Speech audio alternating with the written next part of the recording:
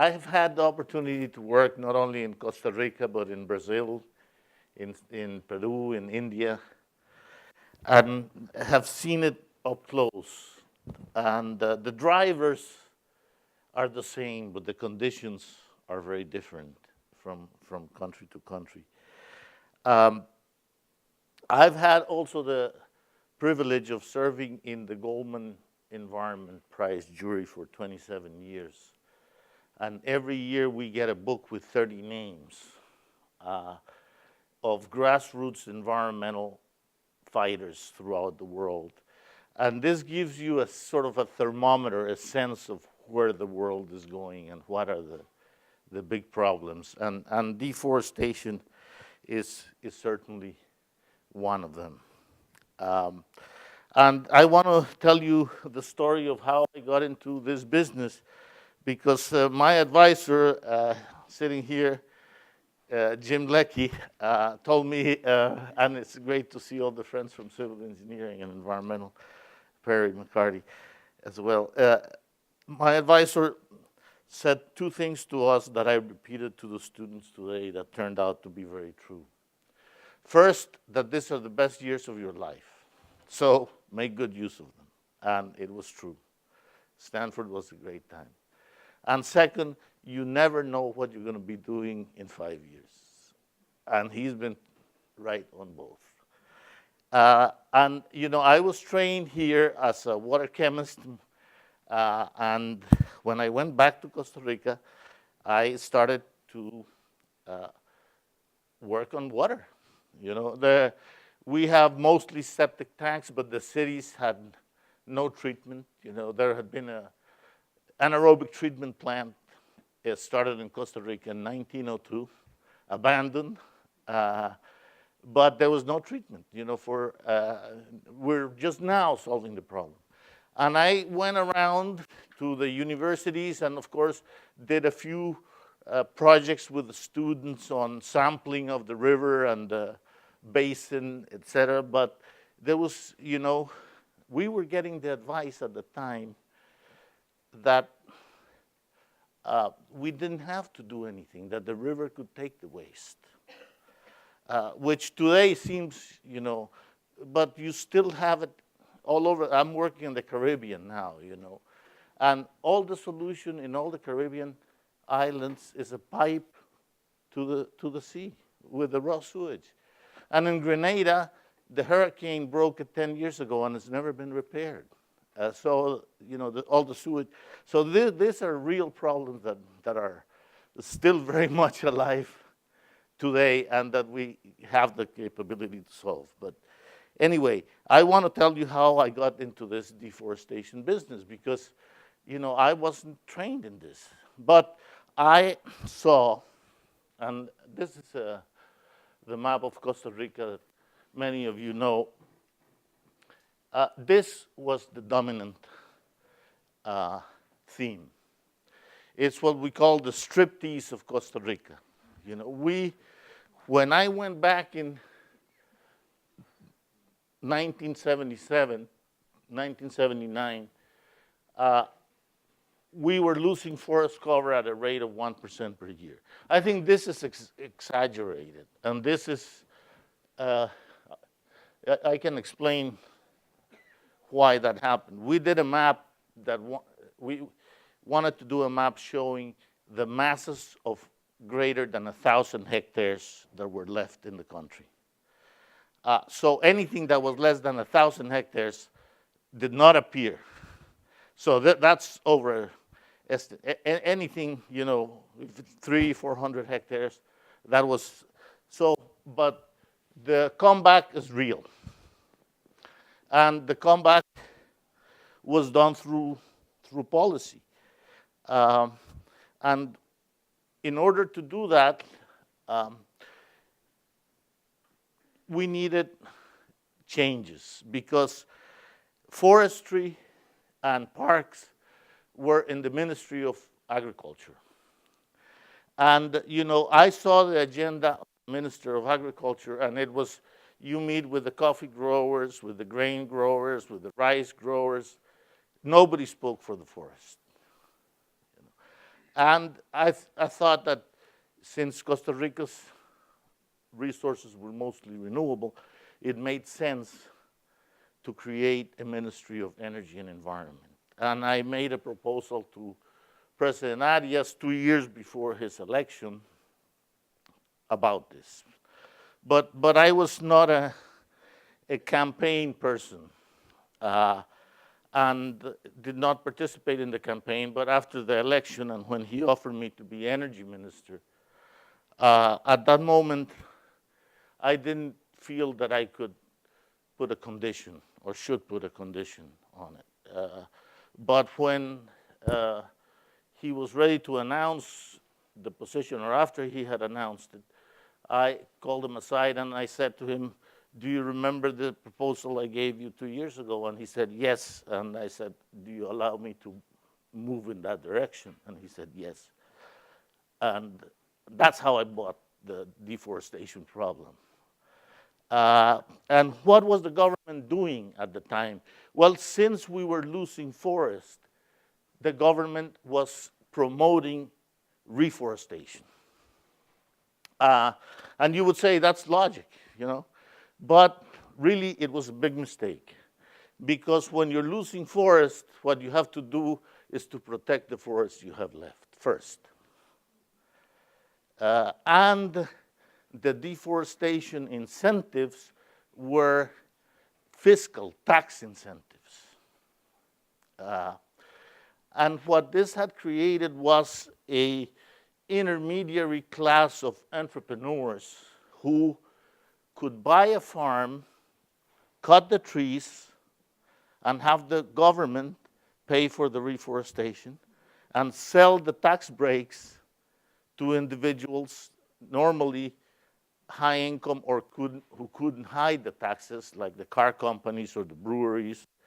Okay, so people were interested more in the tax break than in seeing the trees grow. And this was probably the hardest thing to break. And since it was a tax incentive, the finance ministry never knew how much it was going to be until after the fact. So they didn't like that at all. So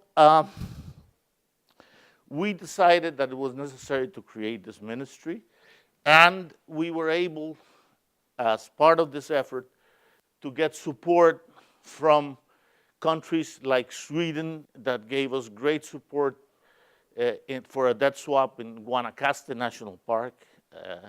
Thanks in great measure to the hard work of Dan Jansen, but also the Netherlands. And the Netherlands said, we will do a debt swap with you, and we want it to be used for forestry.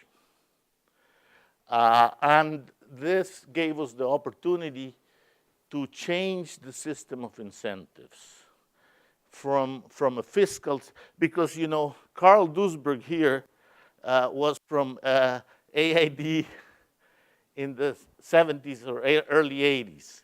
And we had tried almost everything, soft loans to farmers, et cetera.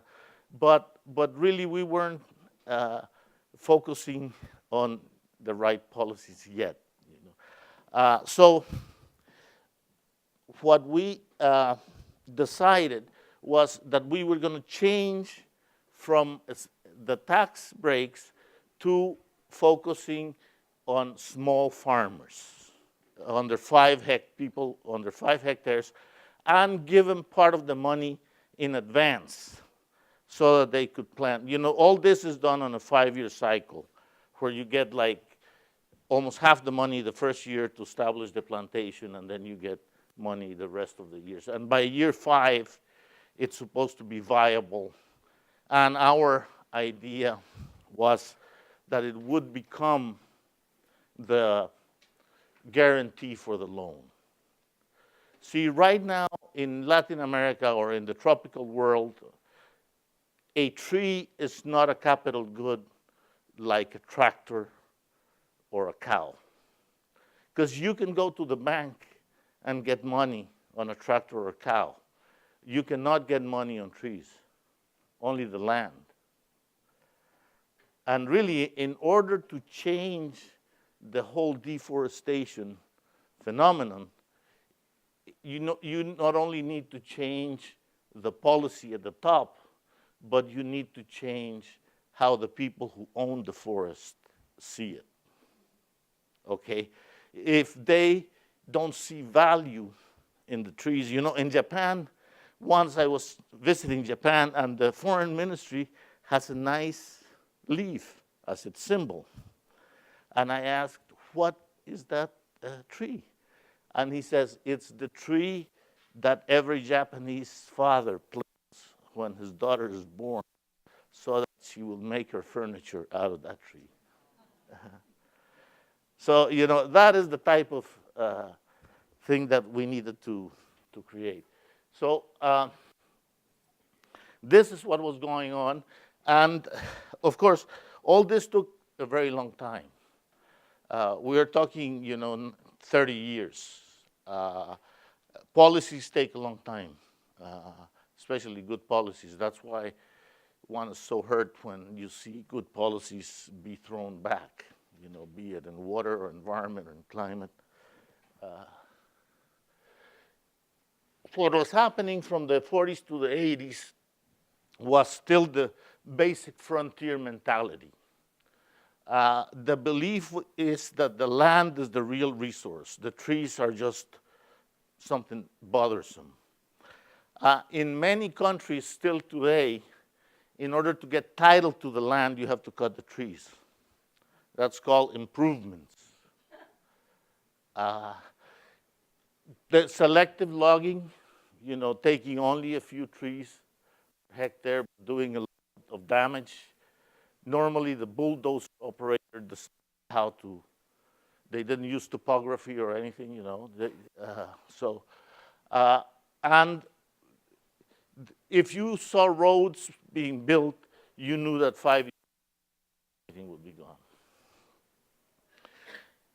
What I mentioned, that the owners perceive little value in the trees themselves. True today. In the Peruvian or Ecuadorian Amazon, a standing hardwood tree may be worth $10.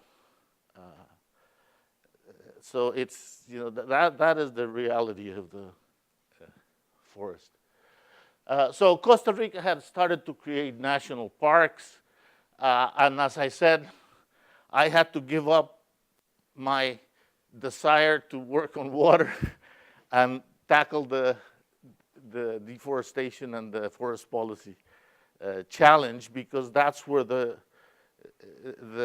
mind of the country was at the moment. And these are things that you can't change, You can hit yourself against the wall, but if you don't see, students were asking me, how do you act? Well, you have to act when there's a window of opportunity, when there's a political window of opportunity. And my political window of opportunity was that I was working with a president who valued knowledge and was not afraid to hire people that knew much more than he did in many other fields.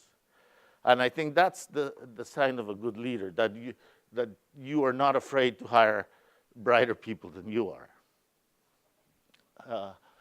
So we created the ministry and changed the system of incentives from the experience of all the different mechanisms that we have tried. From Talamanca, these incentives, the fiscal incentives, were ended in 1988, and the new incentives were launched with money from the debt swaps and from money because the government also said, I will give you the same amount, but I will give it to you fixed, not after the fact. So that was also helpful. And as you will see later, this has been a government-dominated program. I mean, without the government, this would have never worked.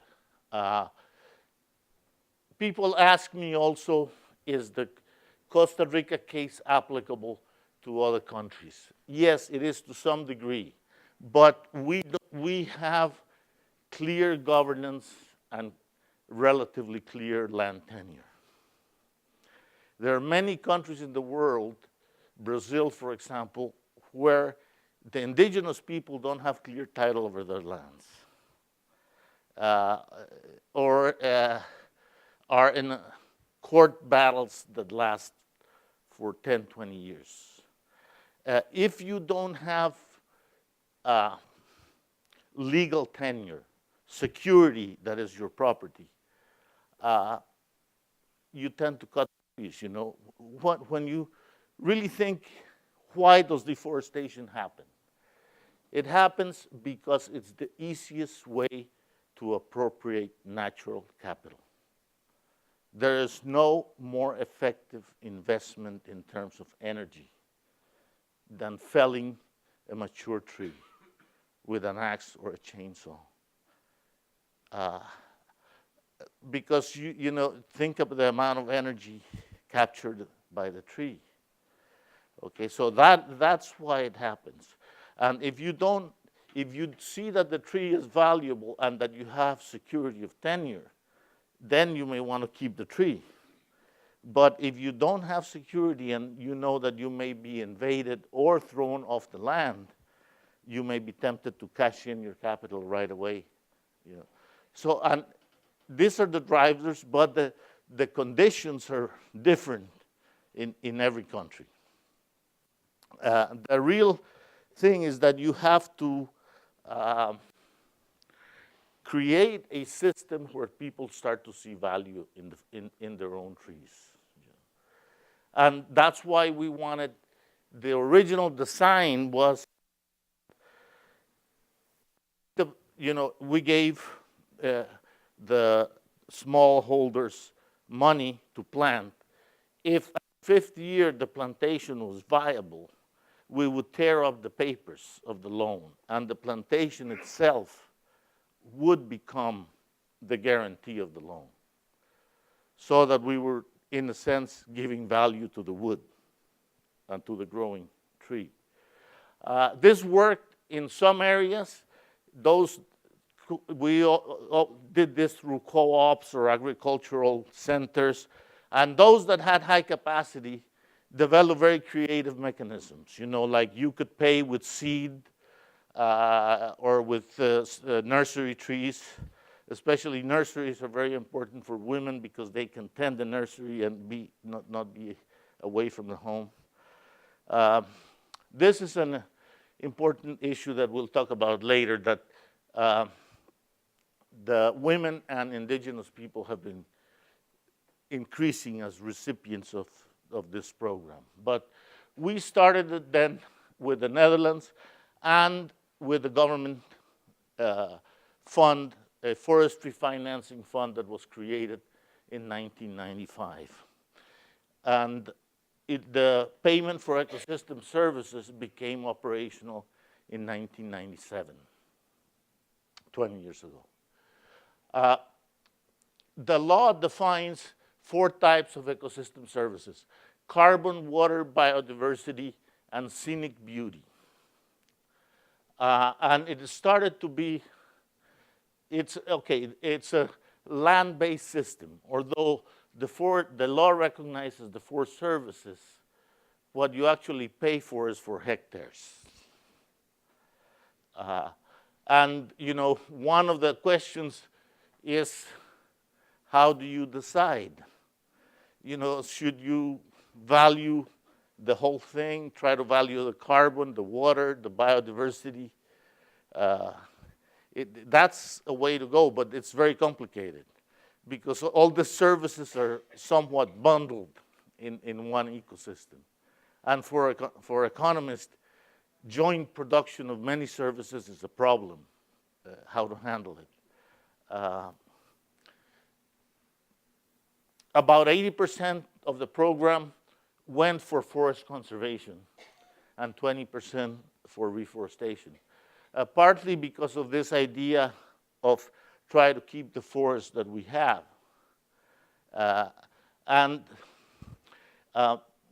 there was no specific targeting at the beginning. It was a first come, first serve program. And how much you get paid was defined by the opportunity cost of having a cow in your land. So the payment is like 64, because that was, the pressure was for land for cattle at the time. So if you could offer somebody just a little bit more to keep the forest, and that turned out to be a fairly low number of 60 some dollars per hectare per year. So it's not a very large payment, but it was sufficient to attract many. And right now, only 3 out of every 10 applicants can get in the program. There are a lot more takers than that don't have. Well, climate change is a reality that we can't deny, and it makes things more difficult, but it makes the forest more valuable. We're getting incredible rainfalls. For example, in an island where I'm working in Dominica, they got 1 inch per hour for 10 hours. On December 26th, completely out of season, you know. And in Costa Rica, we're seeing the same phenomenon, sort of very, very intense rainfall for a short period of time, and also sort of a disappearance of the weather, traditional weather patterns of summer and dry or wet season. Now it's like a dry season in the middle of 2 wet periods, and the patterns themselves are not what they used to be. Well, this is a Trogon family of the Quetzal that I can see from my back window in Costa Rica. And some, to give you a flavor of the biodiversity component.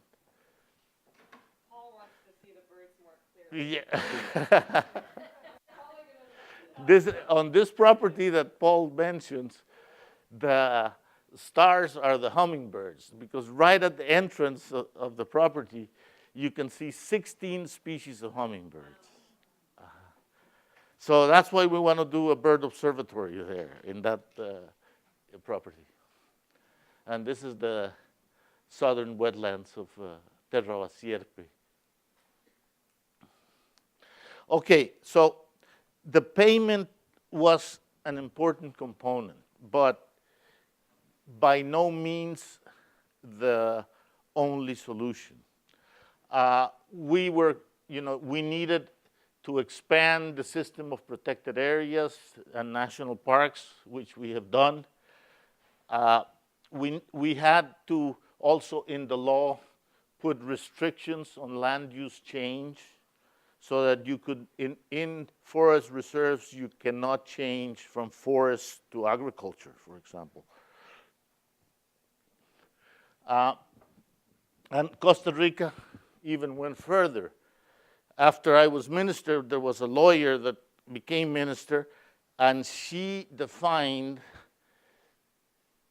well, you know, sustainable use of forestry is a viable alternative today.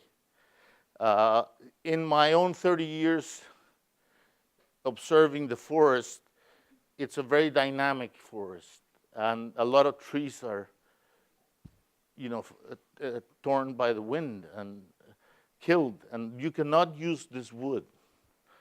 In reality, if you wanted to capture more carbon, you should be able to use some of the mature trees, but that's not part of our law. Our law doesn't allow sustainable use, and that's a problem that we have, big problem that we have now, because, you know, you have thousands of people living in forest reserves, and all they can do is education, research, or ecotourism. Those are the only acceptable uses. So, you know, that restricts a little bit their development options. But that's what it is right now. Also, a very important feature was the creation of a very large number of private protected areas. I'm one of those that I was convinced, this site needed to be preserved. It was right next to a national park 30 years ago. I bought it to pay for all my frequent miles travel. But anyway, we have maybe 600 private reserves. Many forest owners and owners of big farms decided to start devoting part of their farm to forest.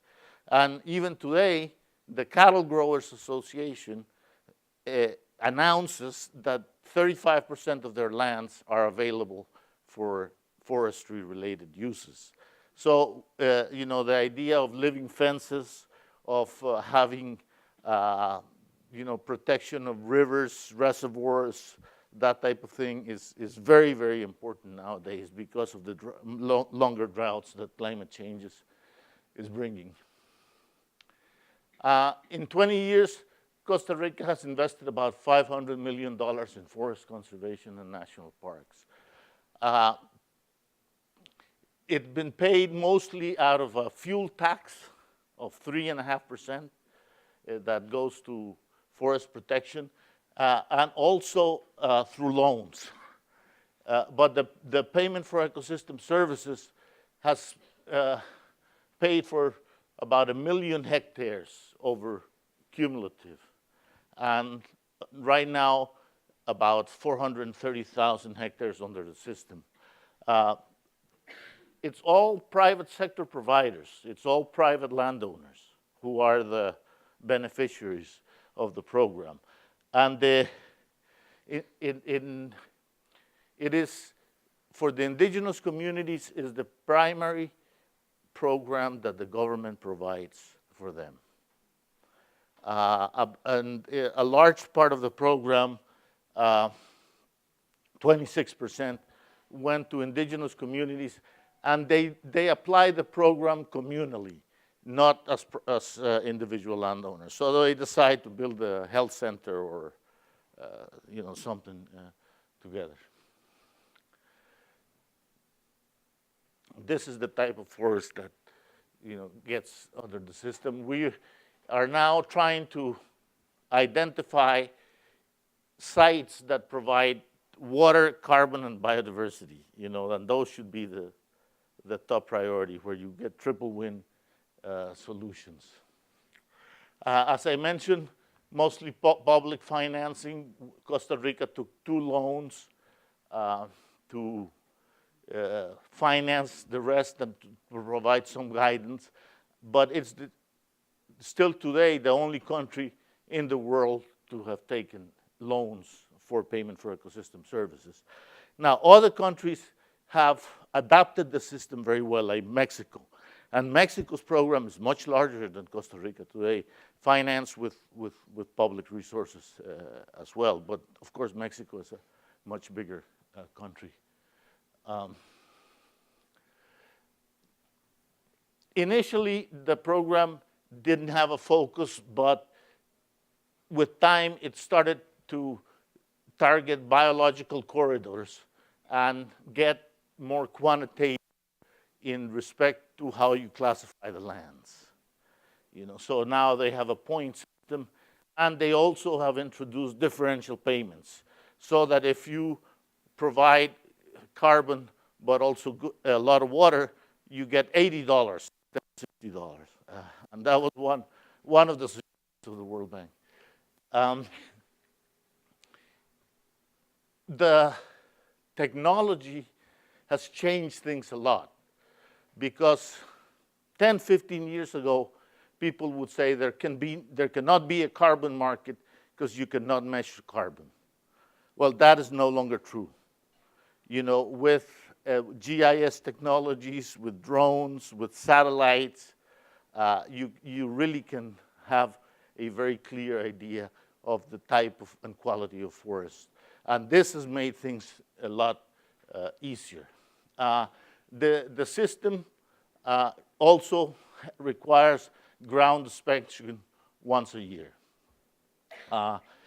And the system itself and the technologies are applicable to many other countries. And actually, you know, China, for example, sent a delegation from the People's Congress 15 years ago. And they have a hillside payment program that started with 120 million peasants. But, you know, it's a large-scale program, but it's a way to transfer money to the countryside using some sense of environmental rationality. So that's an important. And we see that Costa Rica, you know, for us to get help for Costa Rica now is very difficult. Because people say, oh, Costa Rica, you know, they're very well off. So our only way to get help today is to say, we want to train other countries to do what we have done. And that's what we're trying to do, creating sort of a green hub for ecosystem services, conservation, where we could help other countries develop these policies. The program has received a lot of attention, many reviews. Here's, for example, a little book on learning from 20 years of payment for ecosystem services in Costa Rica, done by IIED. It has evolved. We are trying now biodiversity through a separate fund called the Sustainable Biodiversity Fund that it was created. And so this will target specific high biodiversity sites and try to start developing what we have done in carbon and water before. It's still land-based, and we are focusing on targeting smaller properties rather than larger. As I said, it had a significant role in the reversal of deforestation, but the other complementary policies, you know, restricting land use change, creating national parks, incentivizing private reserves, all those were critically important. It is not a perfect system. It was based on learning by doing, and the political window allowed it to develop. It's, you know, to the credit of other governments that came later that everybody has gone with the same design, and the program has been maintained throughout 20 years. What have we learned? It's not perfect. It's very difficult to maximize water, carbon, biodiversity, and social objectives all at the same time. Mathematically impossible. So you do have to make choices. And there are some win-win opportunities that, of course, you should use first. And just to finish, from 2005 to 2015, Costa Rica sequestered and paid for close to 100 million tons of carbon. In the next 10 years, it can also only add 40 more, unless we annex Nicaragua or yeah, increase our size. And we will never get any recognition in the Climate Change Convention for that because they're considered early actions. So what are we doing? We are focusing more on the agro-landscape. Our agriculture has a very heavy footprint, carbon and pesticides, chemicals. But now you're seeing the rise of carbon-neutral coffee, for example, that Costa Rica introduced a few years ago. And so there is a lot of opportunities for what they call now climate-smart agriculture, which is trying to figure the footprint and how to reduce it. The carbon neutrality pledge is still there. It's been postponed. And there are many threats. For example, pineapple expansion in Costa Rica has been tremendous, and it's extremely environmentally damaging. And Costa Rica has 84% of the market for pineapple in the US. And it's incredible. This has all happened in 10 years. The Hawaiian varieties grow incredibly well there, but pineapple is very, very damaging, and the chemicals they use. And right now, for example, there's a case of 23 hectares right next to the wetland, to the Terra Vasierpe wetland, that Dole is planting, and they got the permit for it. But they're planting right to the edge of the protected area. So where are all the emissions going to go? So nothing is perfect. I think there are a lot of potential applications, as I said, in the context of what they call RED, which is reducing emissions of deforestation and land degradation in the convention. But this has gone very slowly. Need to create local capacities.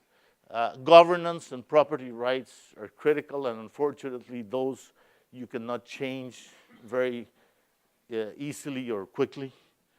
And the future of what they call monitoring, reporting, and verification systems, I think that's going to be a big technological leap because of the use of drones and technology that hopefully will. I was talking to somebody that NASA is sending the JEDI satellite next year, which hopefully will not be affected by the funding. But it's a satellite designed to measure basically Earth systems, carbon, groundwater, a lot of very interesting potential. What have we learned in 20 years? We can no longer afford to be learning by doing. This is the conclusions of this, or the recommendations of this book. Use simple indicators for environmental impact. Continue to use land as a unit for bundled ecosystem services. Go with the landscape-based approach, which is more effective than targeting specific areas on basis of vulnerability and significance. Target specific social groups. Consider approaches to increase cost effectiveness. Define an evaluation tool and increase effectiveness through targeting, but balance it against institutional and transaction costs, which are always very high. So this is the experience. I think the future is going to be complicated because it has been so heavily government funded. And it was supposed to eventually be part of a global carbon market that has yet to develop. So unless we can get the private sector interested, it's not likely that the PES can continue to grow. And fiscal pressures in Costa Rica are making difficult to secure financing. So, Costa Rica's debt, for example, next year, the payment doubles. And our debt is no longer to banks or to countries, it's to bondholders. So it's a very different game than it used to be. And the year after it goes down, but next year is going to be very critical. And there may be a temptation to cut funding or the inability to provide funding for such a program. So even if you have a good design, the global economic conditions can make it very difficult to make it a reality. Thank you very much, and I'll be glad to take your questions. And I spoke too long. For the RED++ program, there's emissions credits Yes. that are offered. Have you guys applied for any of those? For emissions credits For countries that don't come into compliance, they actually have to pay countries that are in compliance. through what mechanism? It's through RED++. Oh, yes, yeah, we're into, but that's very slow to develop. Yeah, we've been ready for that for 10, 15 years. So is the UN just not effective in, I don't know how they get people to comply with RED++. There's a lot of hoops. that you have to go through. It's not an easy process. But nothing's mandatory. No, it's all voluntary. Yes. Yes. So two questions. What's the magnitude of the debt to these bondholders associated with this program or these programs collectively? Well, Costa Rica has invested $500 million in 20 years. We owe bondholders maybe $5 billion. And you talked a lot about, or several times, about monitoring and evaluation. Are there sanctions associated with, say, participating in the program and then not complying? Yes, absolutely. And how are those, like, what's the mechanism? The mechanism is that you have to have a forest engineer visit your property every year and certify that it's still in the same condition. Mm-hmm. Yes. What's the attitude of the average voter? Are they proud of all this reforestation? They love having their forests, or do they even notice? No, I think they're very proud. This program has a lot of political support. I think Costa Ricans, now that tourism has grown so much, see the forest as capital more than, as something to get rid of, to get access to the land. I experienced that myself, once I was negotiating with some peasants in the Arenal area, and they were saying, how come you're offering us more for potrero, which is, pasture, than for forest? And any ignorant guy knows that the forest is worth more than, but that's not what the law said, and that's not what they were doing. But I could still start to see the change in their mentality, And now everybody will tell you, if you ask 100 people, what is better, potrero or forest? I would say 95 would say forest. Yes?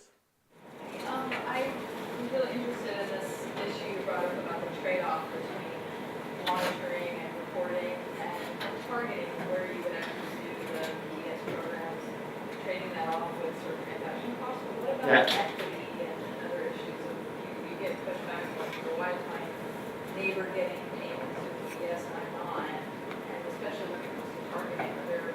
Yes, there is a lot of that, especially because of each 10 applicants, only 3 make it to the program. So, there's a lot of,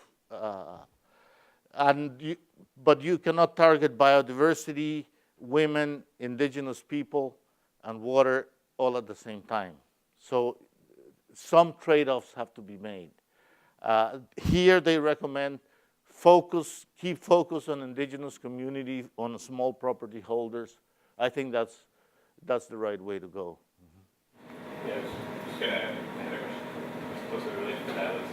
How are those trade-offs managed in an institutional or political context between the different objectives? How do you think they should be managed? It's very difficult to say because the program is applied regionally, so the decisions are not made in a centralized way. So it's more of an outcome. But I think that they do want to, for example, women used to be no part of the program, and now they have increased to 8-10%. That's an important, goal.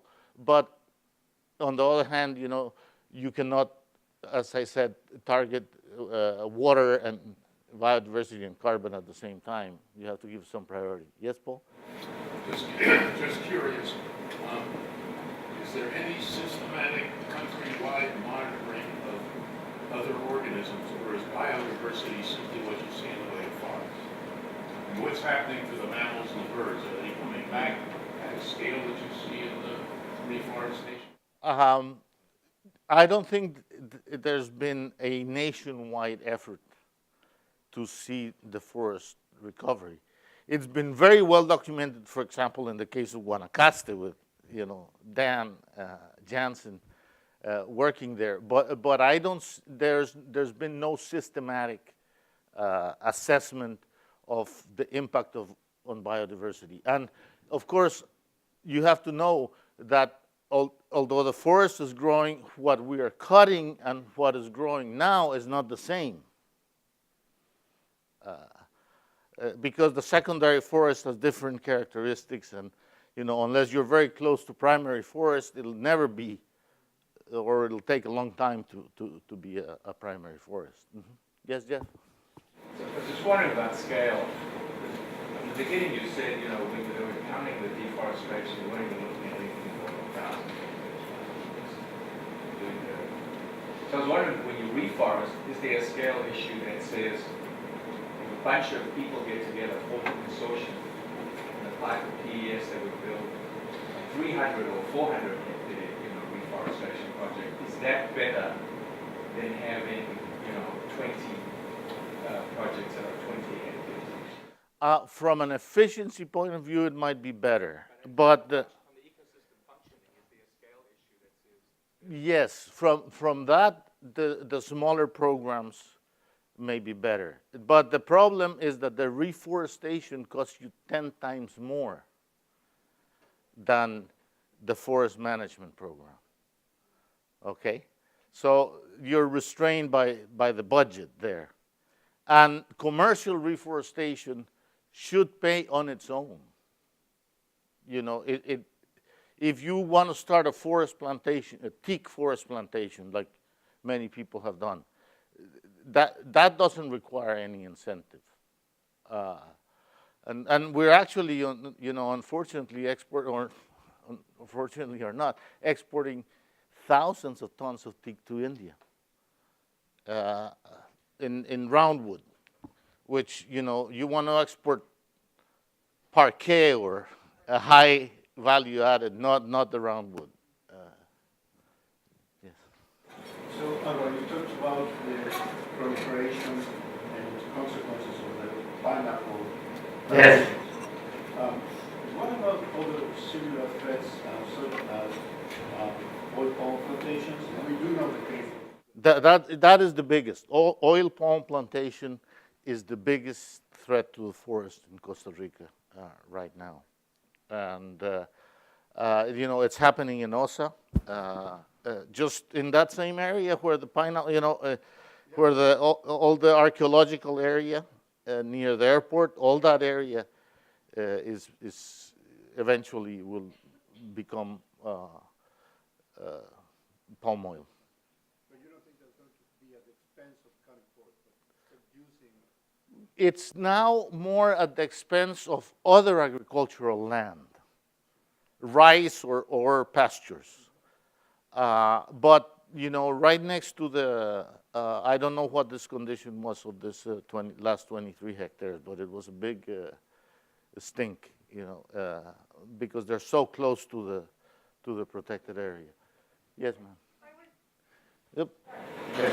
Have you had any effect from marijuana growers? That's been always a traditional, activity in indigenous lands, because but not in particular. No, not in a impactful way, because it's illegal and the plantations are destroyed by the police, and not like the problems you have here. Yeah. I was going to ask about the opportunity cost when you talk about palm oil or pineapple might be different, but you just mentioned that it was actually new uses of already agricultural land. However, I just wanted to say that there are several of us around here who are interested in urban forestry.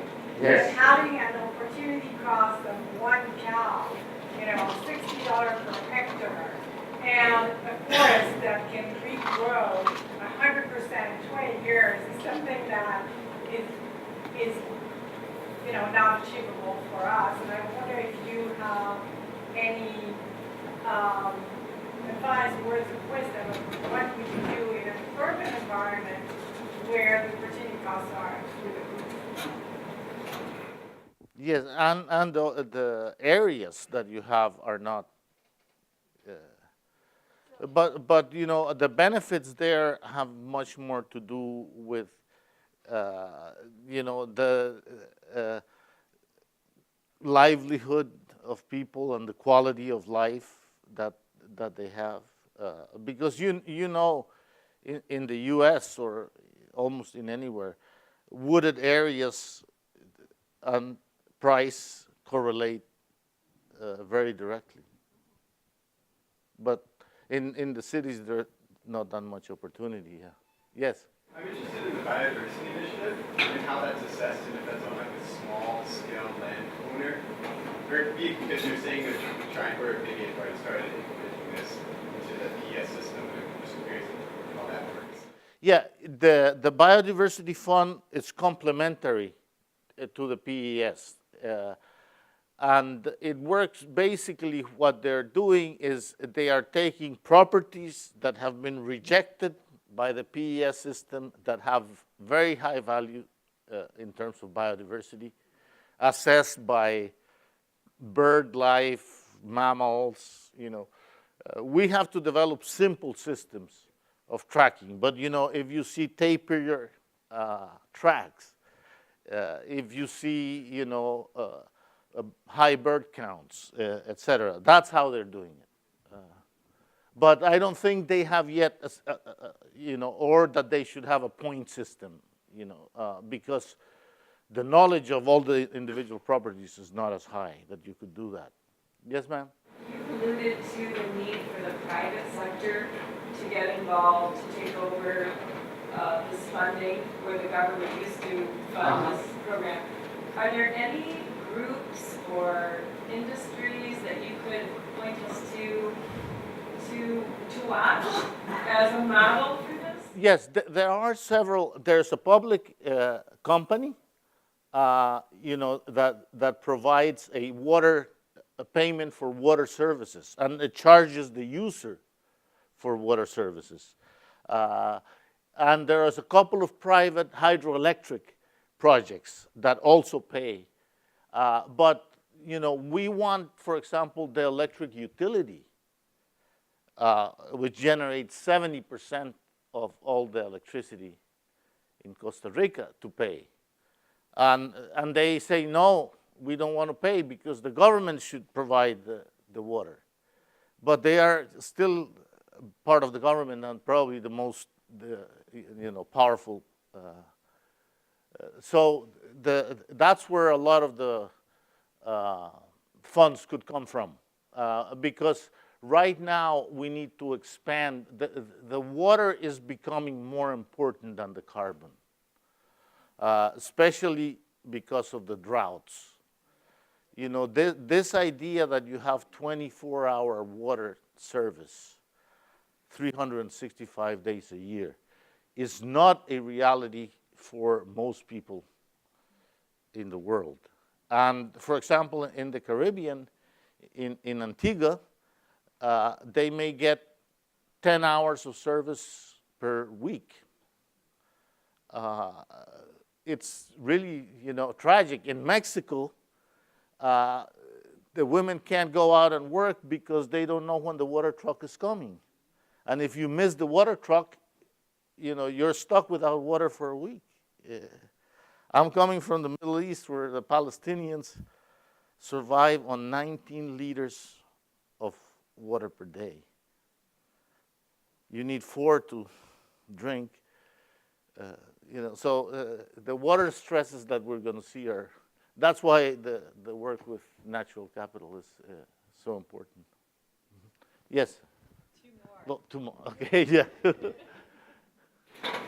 It seems like in your education here at Stanford and in the knowledge, remarkable knowledge you bring to the Costa Rican PES system, that there is an opportunity for focusing and developing a plan ahead if PES is not economically viable, if the state doesn't want to pay.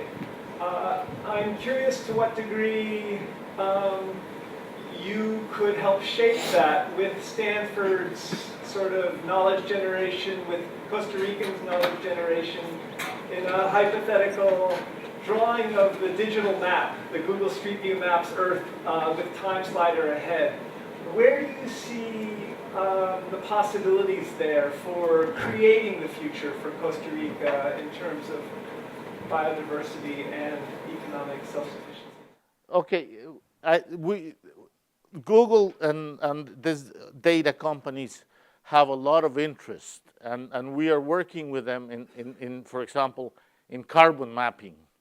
But an area that I think is very critical, I'm now a member of a commission that the Swiss government started on water and peace, looking at transboundary water cooperation.